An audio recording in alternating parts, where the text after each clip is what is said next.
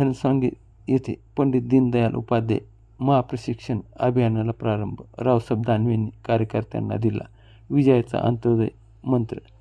भारतीय जनता पार्टीच्या वतीनं आयोजित पंडित दीनदयाल उपाध्याय महाप्रशिक्षण अभियानाचे उद्घाटन माजी केंद्रीय राज्यमंत्री रावसाहेब पाटील दानवे यांच्या प्रमुख उपस्थितीत मच्छिंद्र चिंचोली येथील संजीवनी समाधानी ध्यान योगपीठ केंद्रात उत्साहात पार पडली.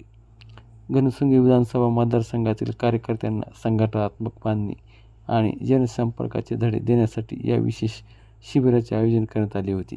या प्रसंगी भाजप प्रदेश सचिव रेखाताई कुलकर्णी, घनसावंगी विधानसभा निवडणूक प्रमुख सतीश घाटगे, दीपक भैया ठाकूर, राजेश मोरे, निवृत्ती साळवी, गोविंद ढेमरे, शिवाजी मोरे, विष्णुपंत जाधव, संजय आठवळे, संजय तौर यांच्यासह तिन्ही मंडळातील पदाधिकारी आणि कार्यकर्ते मोठ्या संख्येने उपस्थित होते.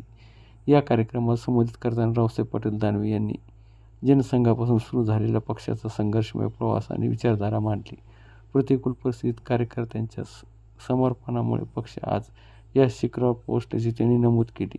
आगामी निवडणुकीच्या पार्श्वभूमीवर केंद्रात व राज्यात सरकारच्या लोककल्याणकारी योजना तळागाळापर्यंत जनतेपर्यंत पोहोचण्याचे आवाहन त्यांनी केले. कार्यकर्त्यांनी केवळ निवडणुकापुरते मर्यादित न राहता जनसेवेचे माध्यम म्हणून काम करावे असे मार्गदर्शन त्यांनी यावेळी केले.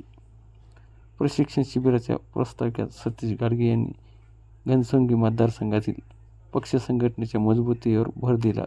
विचाराची स्पष्टता आणि संघटनेची शिस्त हीच विजयाची गुरुकिल्ली असल्याचे यावेळी त्यांनी सांगितले.